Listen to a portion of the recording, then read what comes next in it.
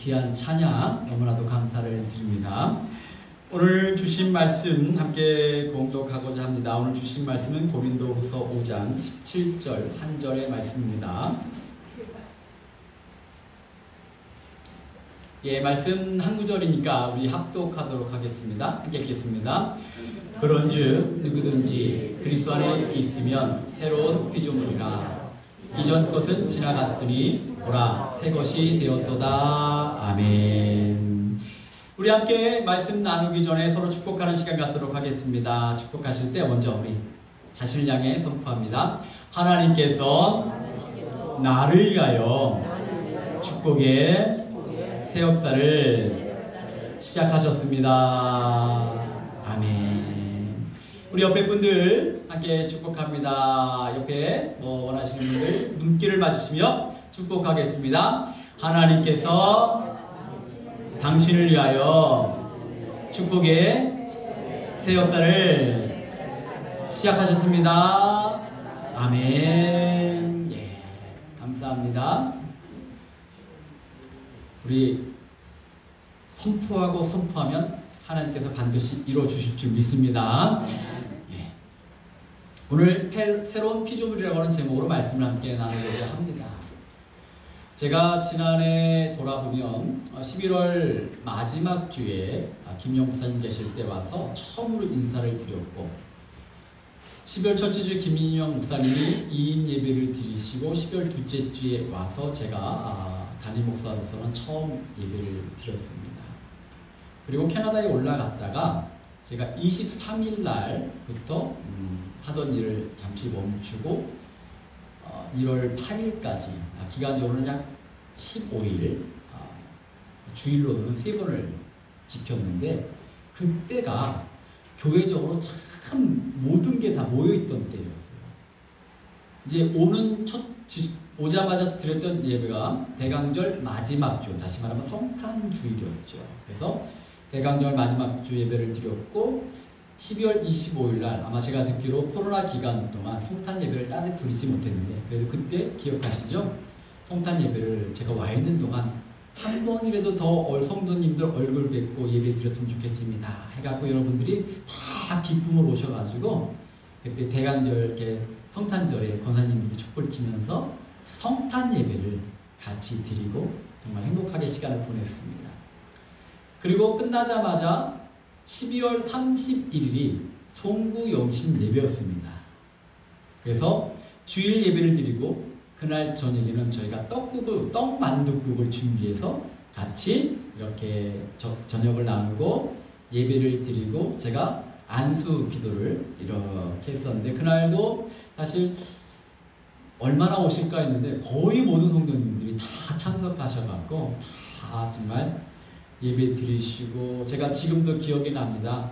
끝나고 나서 이제 기도 받으신 분들 중에도 안 가시고 계신 분이 계셔서 저도 위해서 기도해 주세요. 그래서 이 앞에서 다들 손 꼭 잡고 저희 가정을 위해서 기도해 주셨던 그런 일이 있었죠. 그리고 나서 1월 7일이 신년 예배이면서 벤츄라 감리교회 창립 30주년 예배였어요. 제가 말씀을 드리니까 새록새록 기억이 나실 겁니다.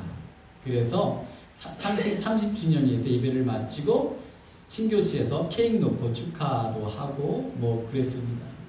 그러니까 기간적으로는 불과 15일을 다녀가는데 그 기간 동안에 성탄과 연말과 연초 정말 많은 일정이 있어가지고 그 때를 준비하기 위해서 제가 밴쿠버에 있는 동안 새벽이면 거의 3시, 4시에 매일 일어났던 것 같아요. 왜냐면 낮에는 시간이 없으니까. 그래서 새벽 3시고 4시고 깨는 대로 일어나서 설교 준비하고 기타 여러 가지를 준비하면서 5시가 되면 이때쯤에 권사님들이 교회 문 열고 들어오시겠구나. 이때쯤에 설교 시작했겠구나. 그래서 함께 하지 못하는 마음과 미안함으로 그 시간에 같이 기도하고 그러면서 시간을 준비했는데 그때 준비했던 것들 중에 하나가 2024년 교회 표와 실천 사항이었습니다. 좀 제가 읽어드리면 2024년 교회 표로 새로운 마음, 새로운 인생, 새로운 부흥. 고린도전서 5장 17절 말씀, 오늘 말씀 배경으로 했고요. 그 다음에 실천사항으로 행복과 웃음이 넘치는 공동체 세우기. 그래서 제가 시끌벅적 교회라. 예배를 마치고 이제 그랬더니 정말 저희 교회는 예배만 마치면 2만 마디 채우더라고. 오늘은요 1부 예배를 마쳤는데 1부 예배가 인원이 훨씬 적잖아요. 근데 끝나고 났는데 그런 거 있거든요. 성도님들이 그 뿜어내는 에너지 몇 명 안 되는데도 막 와글와글한 느낌, 정말 시끌벅적한 느낌, 막 기쁘고 막 서로 막 그런 예배를 오늘 아침에도 드리면서 감격했는데 정말 행복과 웃음이 넘치는 교회, 성령의 9가지 열매를 맺는 성도 되기. 이제 성령의 9가지 열매도 이제 준비되는 대로 제가 말씀을 나누려고 하는데 성령의 9가지 열매 맺는 교회, 삶과 일터를 교회로 세우는 성도. 저는 가정과 일터가 제2의 배추라 교회 되기를 간절히 원합니다. 가정과 교회가 분리할 수 없다 생각해요. 저는요. 가정이 교회가 돼야 돼요. 일터가 교회가 돼야 돼요. 그 다음에 삶의 부흥으로 교회의 부흥을 이루는 성도. 언젠가도 말씀을 드렸습니다. 성도는 성경을 읽고 세상 사람들은 성도를 읽는다. 안 믿는 사람도 우리를 보고 있다는 거예요. 그러니까 신앙과 삶이 일치되는 그런 부분에 대해서 이것을 준비하면서 정말 문장을 만들고 단어를 바꾸고 고민하면서 준비했던 그런 시간들이 이제 생각이 납니다. 그래서 그때는 2월이면 올 줄 알았죠. 2월에 못 왔어요. 그래서 2월에 오면 이 말씀을 같이 나누면서 같이 목사와 성도들이 정말 우리 꿈꾸는 교회, 이런 교회 됩시다 라고 말씀을 드려야 될 텐데 그게 안 돼갖고 미루다가 2024년 몇 개월 안 남았는데 이제서야 죄송하지만 이제서야 오늘 나누는데 뭐 어때요? 금년에 못하면 내년에 또 하면 되니까 그래도 저는 생각을 합니다. 정말 이런 교회, 새로운 마음, 날마다 새롭고 새로운 부흥과 인생을 주신 하나님에 대해서는 기대를 지금까지도 그래왔지만 다시 한번 말씀을 나누는 가운데 정말 그렇게 해서 우리가 교회가 된다면 영적 부흥을 일으킬 것이며 영적 부흥이 일어나면 숫자적 부흥도 일어나게 될 줄 믿습니다. 교회가 부흥하면 축복받으면 그 축복이 또 어디에게 임하느냐? 가정과 자녀에게 임해요.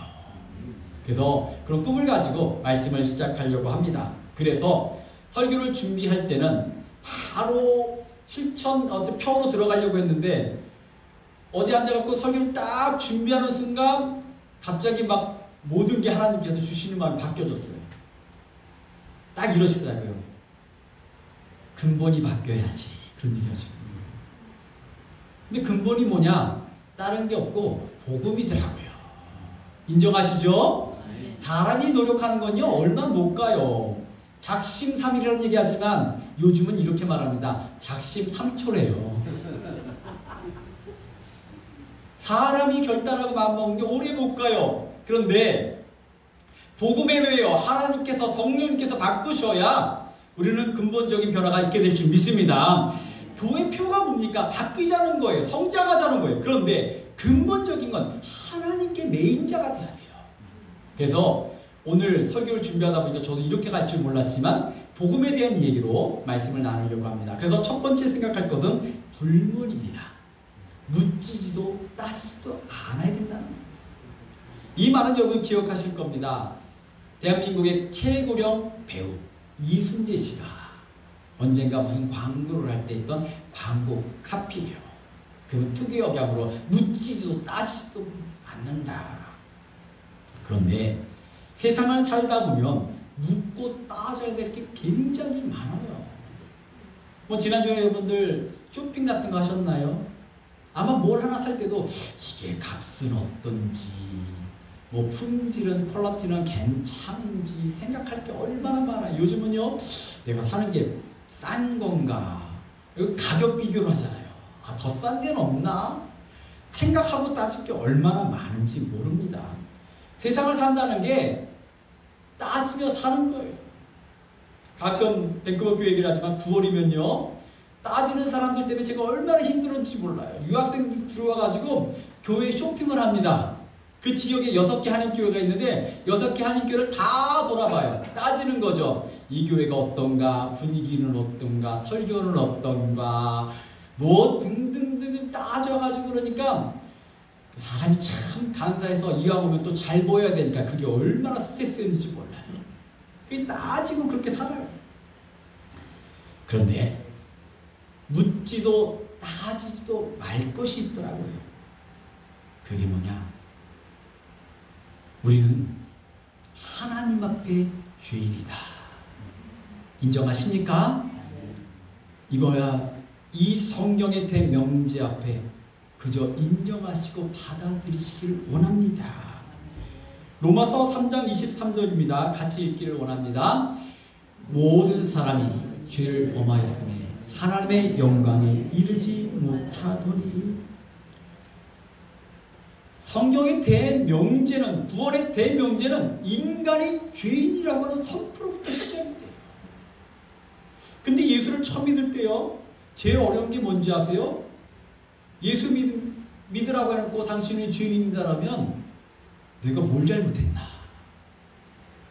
특별히 한국 사람들은 이 말 때문에 참 예수 믿기가 힘들어요. 아유, 당신은 법 없이도 살 사람이야, 이런 얘기 하잖아요. 한번 주변 분들 보세요. 어때요? 얼굴이 법이 있어야 살나, 법이 없어야 사나? 한번 보셔요. 얼굴이 어떠셔요? 우리 교회 성도님들 다 법 없이도 살 분들이에요. 이게 저는 한국 기독교의 큰 장애물이야. 법 없이도 산다. 아, 좋은 말인데 이 말은 당신이 죄인이다라고 하는 말을 들을 때 큰 걸림돌이 돼요. 그러나 살다 보니까요, 저도 여러분과 비교할 수 없지만 이제 50이 넘어가니까 야, 사람들이 이렇게 악하구나. 인간이라는 존재가 이렇게 죄가 많구나. 지구 역사에 전쟁이 끊인 날이 없어요. 지금도 얼마나 많은 전쟁들이 벌어집니까? 저도 이민교회 20년을 해봤습니다. 이민교회 20년을 하면서 와, 사람이 저렇게도 악할 수 있구나. 사람이 저렇게도 변할 수 있구나. 제가 섬기던 서울에서 그 담임 목사님이 천명교회 하시고 목회를 수십 년 하셨던 분인데 어느 날 그러더라고요. 야, 목회 오래 해봐 못 되신다? 그러시더라고요. 그래서 뭔 소리가 있는데, 저도 목회를 오래 하다 보니까 저도 한 27년 돼 가잖아요. 27년 8년 되니까 야, 목회도 오래 하면 성격이 좀 나빠질 수도 있겠다, 좀 이해가 되는 거예요. 왜? 수많은 일들을 겪고 모든 게 목회를 하다 보면요, 기승전 결이 아니라 목사예요. 모든 게 가다가 다 목사 탓이야.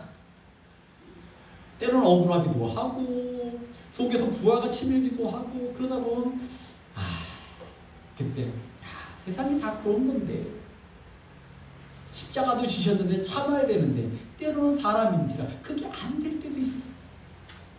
그러고 나면 역시 죄의 속성을 이렇게나 못 벗어나는구나. 오늘 벤처학교의 성도님들, 압니다. 여러분 얼마나 착하셔요. 저는 여기 와서 너무 좋아요. 그냥 어머니 같고 아버지 같고 그냥 순박하시고, 그런데 이 강단에서 저는 담임 목사로서 여러분들한테 아무리 착하시고 선하시도 하나님 앞에 설 때마다 우리는 죄인이라고 선포할 수밖에 없어요. 왜? 그래야지 구원을 사모하게 되고 그래야지 변화받을 수 있기 때문인 거예요. 여러분이 듣기 싫어도 할 수 없습니다. 원치 않으셔서 할 수 없어요. 왜? 이게 출발이니까.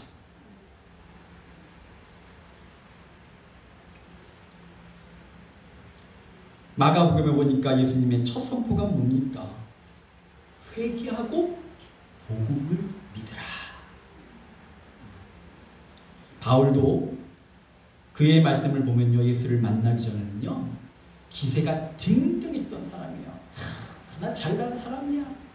그랬던 사람이 예수를 영접하고 나니까 디모데후서 1장 15절에 보니까 이렇게 고백합니다. 그리스도 예수께서 죄인을 구원하시려고 세상에 임하셨다 하였도다. 죄인 중에 내가 괴수라. 예수를 영접하고 어떤 존재인지를 알고 나니까 묻지도 따지지도 않고 그가 하는 말이 내가 죄인입니다. 우리가 스스로 죄인임을 인정하는 것, 그리하여 회개하는 것이 모든 변화와 성장의 출발이요 벤처학교의 출발임을 믿으시기를 원합니다. 그래서 우리는 하나님 앞에 설 때마다 하나님, 제가 죄인입니다. 말씀대로 살지 못했습니다. 이렇게 나의 허물과 부족을 인정하실 때 우리는 오늘의 설교의 제목과 같이 새로운 피조물이 되는 역사를 체험하게 될 줄 믿습니다. 그러기에 오늘 우리가 주님을 인정하기에, 우리가 얼마나 허물많은 존재임을 알기에 우리는 반드시 해야 될 것이 있는데, 바로 우리는 예수를 영접하는 온 성도 되기를 간절히 축원합니다. 교회가 예수 빼면 뭐가 있어요? 오늘날 많은 교회가 갈등을 겪는 이유가 뭔지 아세요? 예수님이 안 계셔서 그래요.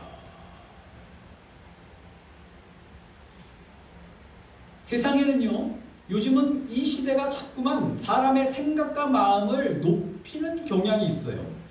중요합니다. 저도 마음에 대한 얘기를 많이 합니다. 이 마음이 얼마나 중요한지 몰라요.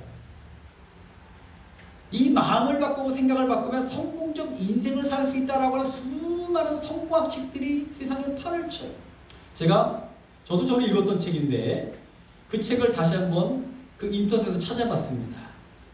했더니 그 책에 그 한 면에 이 책에 대한 수많은 이야기가 나오고 있는데 제가 읽어드릴게요. 스탠퍼드 인간 성장 프로젝트. 스탠퍼드 샌프란시스코에 있는 스탠퍼드대, 아주 명문이잖아요. 스탠퍼드에서 만든 인간 성장 프로젝트다, 이렇게 써있어요. 원하는 것을 이루는 태도의 힘. 그 한 페이지에 담겨져 있는 내용인데 600만 명을 사로잡은 최고의 성공 심리학 강의. 빌 게이트가 말하기를 이것을 배우기만 해도 인생이 바뀐다. 제가 너무 많아서 다 안 적은 거예요. 더 있어. 아주 그 한 면에 수많은 화려한 문구로 이 책을 소개하고 있어요. 이 책이 뭐냐면 켈러 드웨이의 마인드셋이라는 책입니다. 저도 이 책을 읽어봤었는데 이 마인드셋, 마음가짐의 얘기예요. 두 가지 얘기를 합니다. 픽스드, 그러니까 고정된 마음을 가진 사람이 있다는 거예요. 그래서 이런 사람들은 해도 안 돼, 이런 거예요. 해볼 필요도 없어. 어차피 안 될 걸 뭐해? 이런 사람이 있다는 거고, 한 사람은 성장형, 오픈. 그래서 하면 돼. 나는 하면 이룰 수 있어 라고 하는 이야기를 한다는 거죠. 그런 마음을 가졌다라고 하는 거죠. 제가 감히 대학자가 쓴 책을 부정할 수는 없습니다. 저도 이 책을 일부분 인정해요. 마음을 바꾸면 되는 일이 있어요. 저도 운동을 좋아하는데 운동을 하다 보면 안 될 것 같은데, 그래, 할 수 있어, I can do it 하면 이루어질 때가 있어요. 저도 아이들 키우다 보니까 아이들에게 그럽니다. 포기하지 마. 저는 아이들한테 항상 그런 얘기합니다. 해보고 후회해. 많은 사람들이 해보기도 전에 안 하는 경우가 있어요. 어차피 저는 이렇게 말합니다. 그러지 마. 후회는 나중에 하고 한번 해봐. 그렇게 가르쳐요. 마음의 태도가 중요한 거니까. 그러나 그거 아셔요? 마음만으로 다 이루어진다는 생각 자체가 바로 우상이라는 거. 마음만으로 다 할 수 있다는 것 자체는 그 말을 확장시켜보면요, 어느 순간 내가 신이 되는 거예요. 사사기 말씀을 보면 사사기 17장 6절과 21장 5절에 두 번이나 같은 구절이 약간의 글자 차이는 있지만 똑같은 말을 반복합니다. 그때는 이스라엘의 왕이 없으므로 사람마다 자기 소견에 오른 대로 행하였더라. 자기 생각과 뜻대로 살았다는 거예요.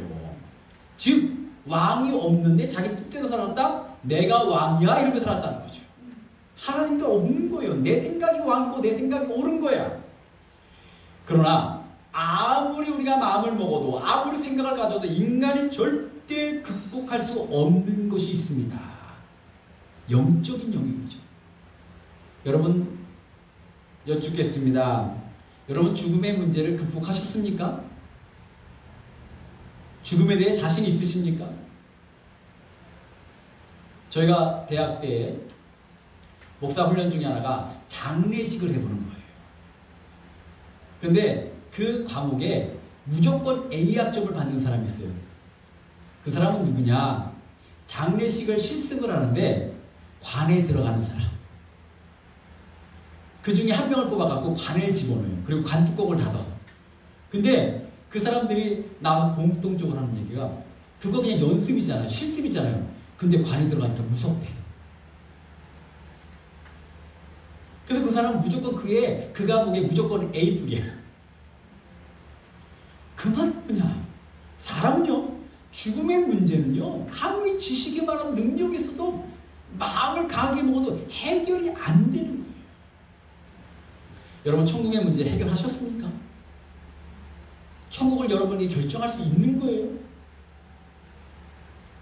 이 같은 문제는 오직 한 가지만이 진리고 답입니다. 사도행전 4장 12절의 말씀을 같이 읽기를 원합니다. 함께 읽겠습니다. 다른 이로서는 구원을 받을 수 없나니 천하 사람 중에 구원을 받을 만한 다른 이름을 우리에게 주신 일이 없음이라 하였더라. 아멘. 요한복음 14장 6절을 함께 읽겠습니다. 내가 곧 길이요 진리요 생명이니 나로 말미암지 않고는 아버지께로 올 자가 없느니라. 그분이 누구십니까? 그 길이 무엇입니까? 오직 예수님이십니다. 그 길 외에는 길이 없는 거예요. 아무리 마음을 단단히 먹어도 생각을 바꿔도 예수 외에는 길이 없어요. 오늘 읽은 말씀 고린도후서 5장 17절 말씀에도 새로운 피조물의 전제를 분명히 하고 있습니다. 누구든지 그리스도 안에 있으면입니다. 즉 예수님을 영접한 자예요. 우리는 어쩌면 오랫동안 예수를 믿었고 직분자 생활을 했고 교회 나오다 보니까 예수님을 영접하셨습니까? 물으면 왜 당연한 얘기를 묻느냐 그렇게 하셨어요. 그러나 이 질문은 날마다 하셔야 됩니다. 오늘 시간 여러분 묻겠습니다. 예수님을 영접하셨습니까? 약간 힘이 없는 게 순간 자신이 없으시죠? 다시 한번 묻겠습니다. 여러분 우리 모두 예수님 영접하셨습니까? 네. 다시 한번 묻겠습니다. 여러분 예수님이 주인이십니까? 네. 영접하시고 주인 되시길 축원합니다. 이것이야말로 모든 것의 출발이에요. 저는요 벤츄학교에 속한 모든 성도가 예수님을 영접한 교회 되기를 간절히 소원합니다. 그것 때문에 제가 여기 서 있는 줄 믿습니다. 교회의 궁극적인 목적이 이거잖아요. 사람이 더 많이 오는 건 좋습니다. 그런데 와서 구원받기 위해서 오는 것이 교회가 커진 게 중요한 게 아니에요. 교회가 뭐예요? 행복하다? 예수로 인해 행복할 수 있기를 간절히 원합니다. 우리 중심엔 예수가 있는 거예요. 우리 모든 변화와 성장의 출발이 예수님이시기 때문인 거죠. 그런데 왜 이것이 우리에게 더욱 중요하냐? 요한복음 1장 12절 말씀을 함께 읽기를 원합니다. 함께 읽겠습니다.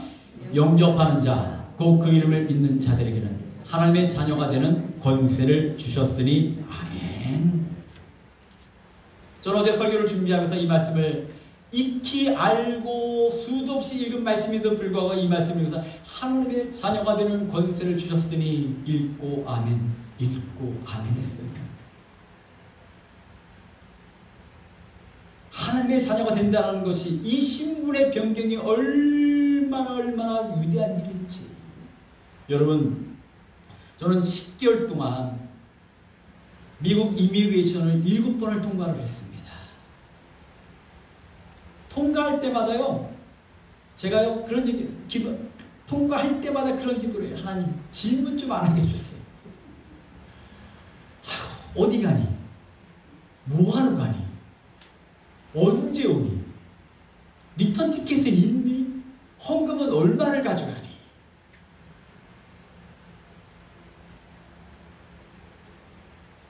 그래서 정말 어떤 날은 한두 가지 질문에 끝나기도 하는데 잘못 만나면 그 입술을 자꾸 바라보게 돼요. 저 입이 또 열리나? 제가 5월에 올 때는요, 그때만 해도 6번째 오는 때잖아요. 그리고 아직 그때는 비자를 받기 전이잖아요. 정말 기도하며 들어갔고 다행히 짧은 답변이 끝나고 들어왔는데 그걸 넘어가면 그 앞에 의자가 있어요. 제가 다리에 힘이 풀려서 풀썩 앉았어. 그 10개월 동안 그렇게 애쓰고 수고했는데 거기서 걸리면, 근데 6번째로 오다 보니까 제일 제가 무서운 질문, 왜 이렇게 자주 가? 그 질문을 받을까봐요. 제가 정말 무서워. 통과하고서 들어와서 의자에 잠깐 앉았다가 비행기 타러 갔어요. 근데요, 이번에 제가 주님의 은혜와 여러분의 기도 가운데 신분이 바뀌었잖아요. 묻더라고요. 뭐 하러 가니? 나 알비자 받았어. 그랬더니 그 사람이 딱 보더니, 했어? 응? 끝. 얼마나 당당하게. 이 신분의 변경이라는 게 이렇게 대단하더라고요. 여러분, 예수 믿고 하나님의 자녀가 되는 신분의 변경이 여러분의 가장 큰 축복임을 믿으시길 원합니다. 네. 우리는 세상에 그냥 사람이 아니에요. 하나님의 자녀가 됐다는 거예요. 네. 그리스도 안에 있으면 새로운 피조물이라. 그게 뭡니까?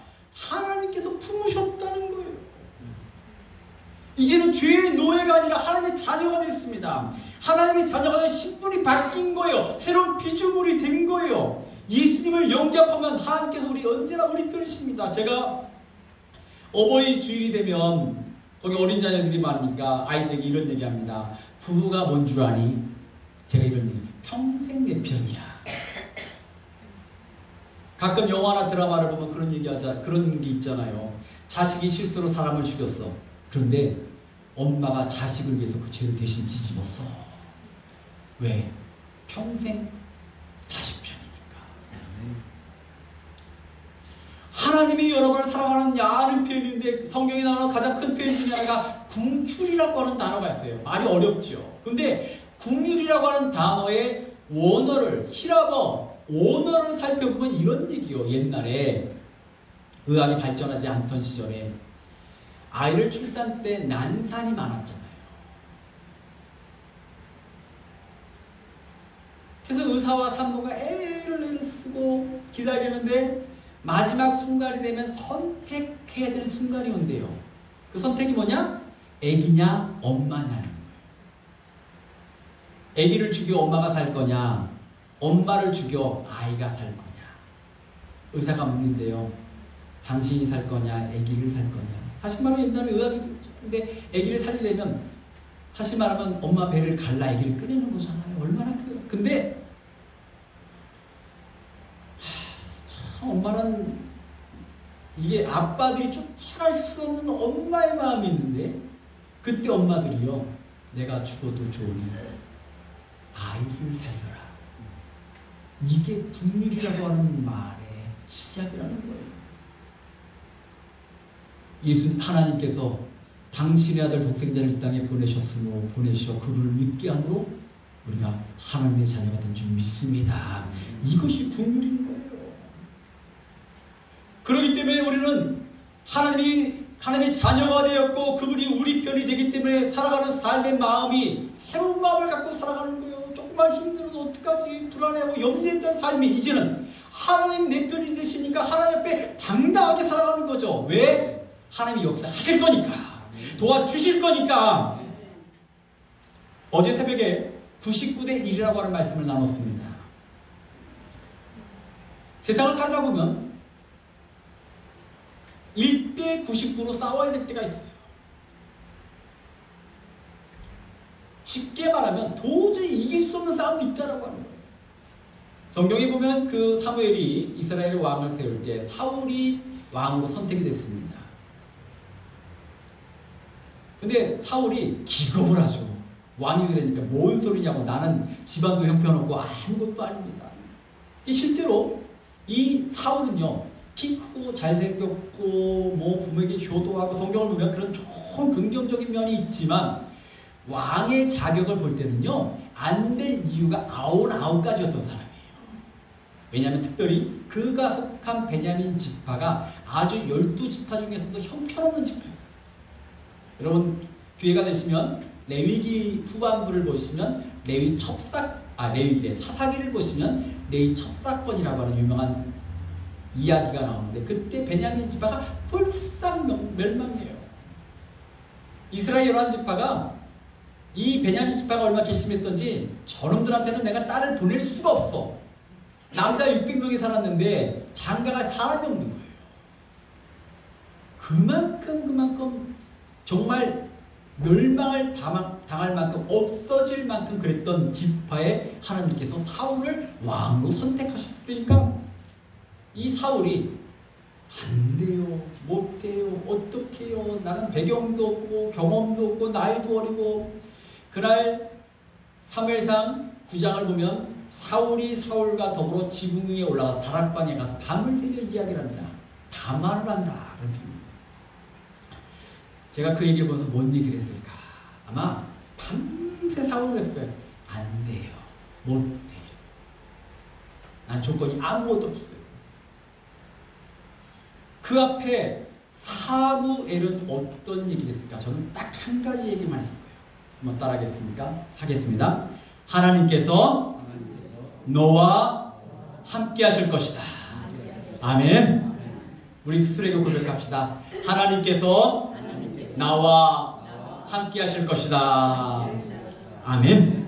99가지가 안 될지라도 단 한 가지, 하나님이 함께 하시기 때문에 너는 왕이 될 수 있어. 이 메시지가 오늘 우리의 모든 변화의 출발이 되기를 간절히 원합니다.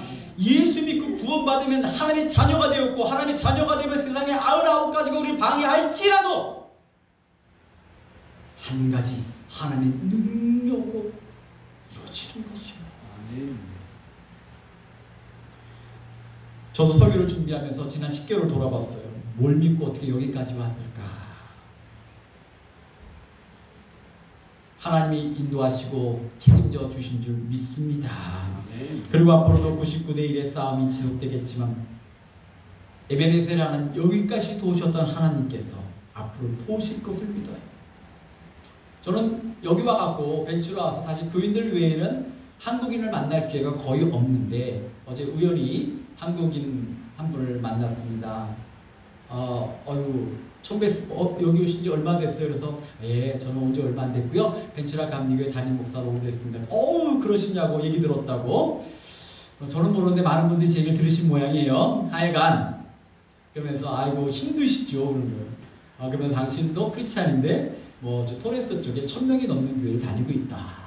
그런 얘기를 하셔요. 그러면서 얼마나 힘드시냐 그래서 예? 전 너무 좋은데요. 아니 모사 성도님 부모님들 같고 따뜻하시고, 그러니까 세상이 보는 관점은 숫자나 이런 것으로 보는 느낌이에요. 이 지역의 교회들이 다 숫자적으로는 열악하게 1000명이 모이는 교회의 관점에서 볼 때 어떨지. 근데 저는 제가 행복할 수 있는 이유가 뭡니까? 이곳에 하나님이 계시니까, 예수님이 계시니까, 성령님이 인도하시니까, 그리고 성령과 예수님을 하나님을 사모하는 성도들이 모였으니까 좋은 거 아니에요? 제가요 금요일날 저와 더불어서 교회를 와갖고 이렇게 청소를 하는데 이런 마음을 했어요. 하나님, 주일날 오는 성도들이 깨끗한 교회 문을 여는 성도들마다 기쁜 마음으로 문 열고 들어오게 해주세요. 그러면서 청소를 좀 했어요. 백금도 하고 화장실도 닦고. 근데 여러분 생각해보세요. 교회가요 참 희한해요. 백큐을 한들 안 한들 별로 티가 안 나. 그렇잖아요. 티가 안 나.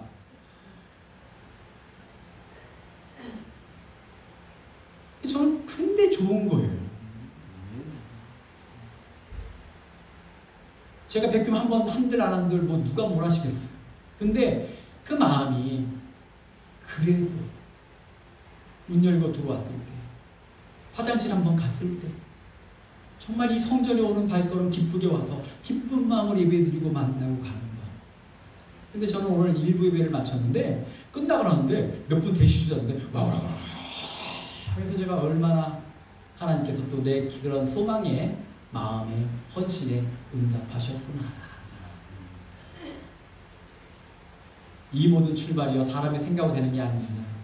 하나님께서 기쁘게 하시고 섬기게 하시고 인도하시고 안 되는 일은 도우시는 그 하나님을 우리가 예수 안에서 믿기에 가능한 일인 거죠. 오늘 주 안에서 새로운 피조물 되기를 소원하신다면 다른 거 없습니다. 예수 영접하시기를 원합니다. 그러면 하나님께서 당신의 자녀 삼으셔서 그 마음을 강하게 하시고 담대케 하시고 약한 육체는 치유하시고 부족함은 채우시고 능력 주셔서 정말 이 땅에 이 저와 여러분 교회 표와 같이 정말 시끌벅적하고 예수 안의 날마다 기쁘고 춤추는 귀한 교회 되기를 간절히 소원합니다. 우리가 기도하겠습니다. 우리 반주자님 반주 좀 부탁드리고요. 말씀 생각하시면서 오늘 한 2, 3분간 함께 기도하기를 원합니다. 하나님, 우리가 예수를 믿고 세례도 받고 직분도 받고 오랫동안 예수를 믿었지만 다시 한번 우리 말씀 생각하시면서 정말로 하나님의 예수를 영접하여 구원받은 주의 백성 되기를 위하여 기도하고 그로 인해 주어진 놀라운 축복을 마음껏 누린 주의 백성 되기를 소원하며 기도하겠습니다. 아버지 하나님이시여, 오늘까지 거룩한 주일에 저희들이 함께 예배를 드리며 고린도후서의 말씀으로 우리가 함께 새로움을 추구하고 소망케 하시니 감사를 드립니다. 이 모든 출발과 성장 변화의 아버지 하나님, 바로 예수 그리스도에 대한 분명한 그 복음을 믿고 영접하는 주의 백성들에게 인도하여 주옵소서. 예수로 말미암아 성령의 은혜로 말미암아 하나님의 은혜로 말미암아 사는 백성 되기를 간절히 원하오니 예수 앞에, 하나님 앞에 우리의 생각과 육체의 모든 것들은 다 물리치시고 인도함 받고 정말로 우리의 인생을 위하여 섭리할 때마다 순종하며 따르며 하나님이 믿는 백성의 삶이 얼마나 귀한지 마음껏 누리는 주의 백성에게 인도하여 주옵소서. 우리는 연약하여 아버지 때때로 악한 영들이 우리를 방해하고 무너뜨릴 때가 있사온데 이 제자를 오는 자들마다 하나님 주께서 강하게 친히 붙드셔서 정말로 주님의 은혜 가운데 날마다 삶에 승리하게 하시고 복되게 하시고 때로 인생의 커다란 환란이 올지라도 하나님의 능력으로 능히 이겨나가는 주의 백성들에게 인도하여 주옵소서. 우리의 모든 기도 가운데 응답하시고 도실 것을 믿고 예수님의 이름으로 기도드렸사옵나이다. 아멘. 459장 찬양 드리시면서 준비하신 예물 봉헌드립니다.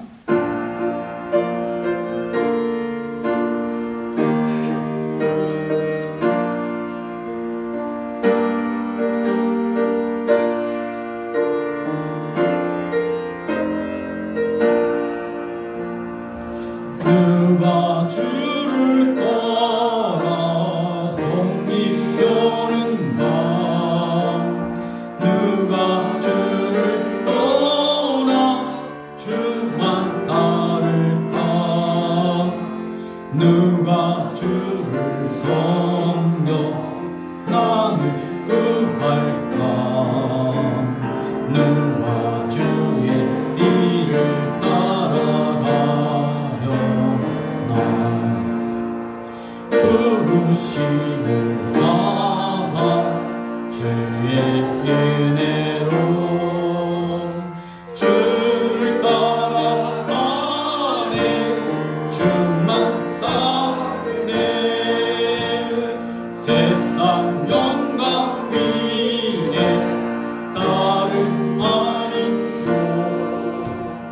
크신 사랑이는 주만 따르고 주가 내려주신 은혜 힘입어 주의 길을 따라 힘쓰리라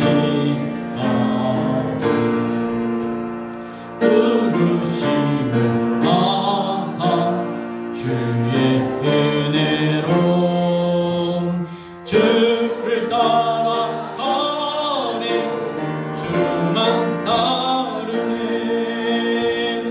환난 핍박 많고 원수 강간함 주의 용서 도우 힘이 강하나이 누가 능히 이겨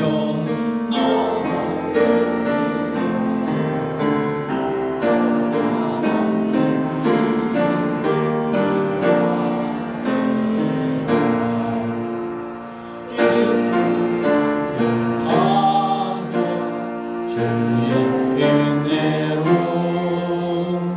주를 따라가네 주만 따르네.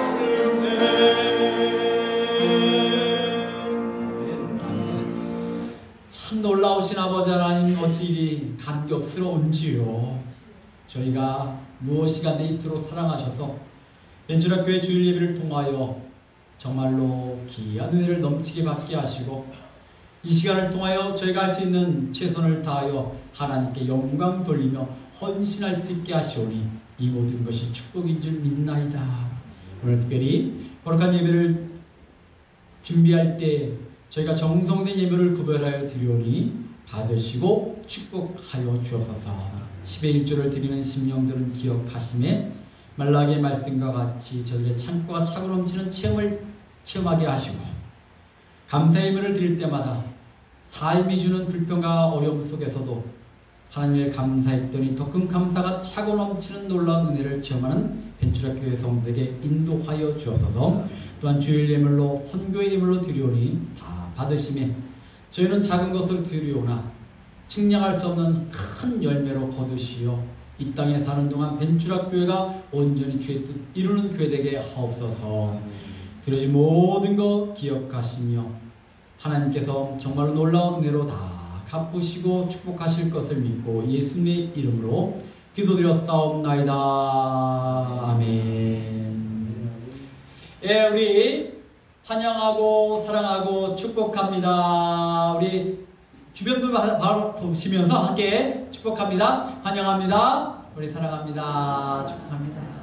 우리 김재훈 고사님 그리고 친구분께서 오셨습니다. 우리 박수로 환영하겠습니다. 고맙습니다. 예. 예배 후에 점심이 준비되어 있으니까 같이 맛있게 드시고 행복한 시간 되기를 원합니다. 교회를 위해서 여러분 지속적으로 기도해 주시고요. 우리가 하나님 뜻이 가장 좋은 것으로 베푸실 것을 믿고 나가기 원합니다. 우리 새벽 기도에 함께 해주시길 바라고 못 오시는 분들도 새벽 라이브, 카카오 라이브를 틀어놨으니까 설사 보시다가 주무시는 한이 있더라도 그 시간에 보셔서 새벽 기도에 함께 해주시기를 바랍니다.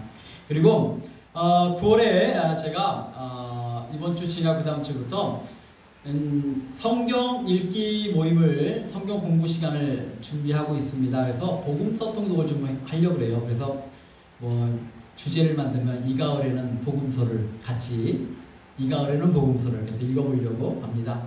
모든 성경의 핵심이 이제 복음서거든요. 그래서 사복음서를 좀 읽기도 하고 공부도 하려고 하는데 시간은 목요일 날 보통 점심 좀 지나면서 이제 자녀가 있는 가정들은 이제 아이들 픽업 시간 전에 하려고 합니다. 그래서 모이면 시간은 한 60분은 좀 짧고 70에서 75분 정도 이렇게 읽고 같이 좀 해설도 해드리고 그렇게 제가 쓰던 교재가 있거든요. 그래서 그렇게 하려고 하니까 시간은 다음 주에 드리겠습니다. 아마 목요일날 12시에서 2시 사이가 될 거예요.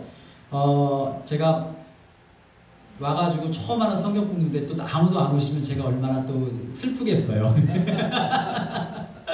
새로운 목사 눈물 나게 하지 마시고 와서 일주일에 1시간 투자해서 성경 읽고 같이 공부도 하고, 그리고 또 제가 아시겠지만 원래 젊은 사람들 목회를 많이 하다 보니까 이 성경 통독 강의 이런 것들을 좋아해요. 그래서 함께 해주시기를 바랍니다. 그리고 교회 카페에 많은 관심을 가져주시기 바랍니다. 저희 교회 카페가 홈페이지가 다음에 카페를 쓰는데, 사실 좀 죄송스럽게 말씀을 미리 못 드렸는데, 제가 서류가 진행 중에 사실 올렸던 자료들도 좀 내렸습니다. 설교나 이런 것들을. 왜냐면 거기 이민국에 저희 교회 홈페이지나 이런 것들을 다 보고하게 되어 있는데, 이제 그때는 제가 이민법상 설교를 할 수 없었대요. 그래서 그 얘기를 알고 올라간 것도 다 내렸어요. 근데 이제 다 풀려가지고 사진도 올렸다 내리고 좀 그랬었습니다. 근데 이제 다 풀려서 이제 지난주 설교부터 동영상 설교를 정상적으로 올리고 있습니다. 그래서 거기 유튜브로 연결된 것이 있는데, 주변 분들, 전도하시고 싶은 분들이나 같이 은혜 받고 싶은 분들은 이렇게 링크 걸어주시면 될 것 같고, 또 설교도 마치고 나면 제가 원고를 올려요. 그러니까 이제 들은 말씀과 읽는 말씀이 조금 또 달라요. 그래서 한번 읽으시면서 또 은혜도 늘 기억하시기를 원합니다. 그리고 아름다운 꽃들 위해 헌신해 싶으신 분들 감사를 드립니다. 다른 강구 말씀 없으시면 우리 파송의 찬양 1절 2절 드리고 축도함으로 예배를 마치겠습니다.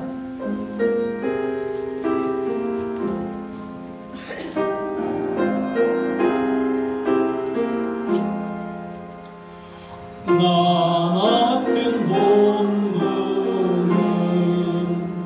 그 주를 높이고 문영 뜨고 얻도록 잘 인도하리라. 부르심 받들어 내 영제 섬기며 그 주의 뜻을 따라서 내 정성 다하리.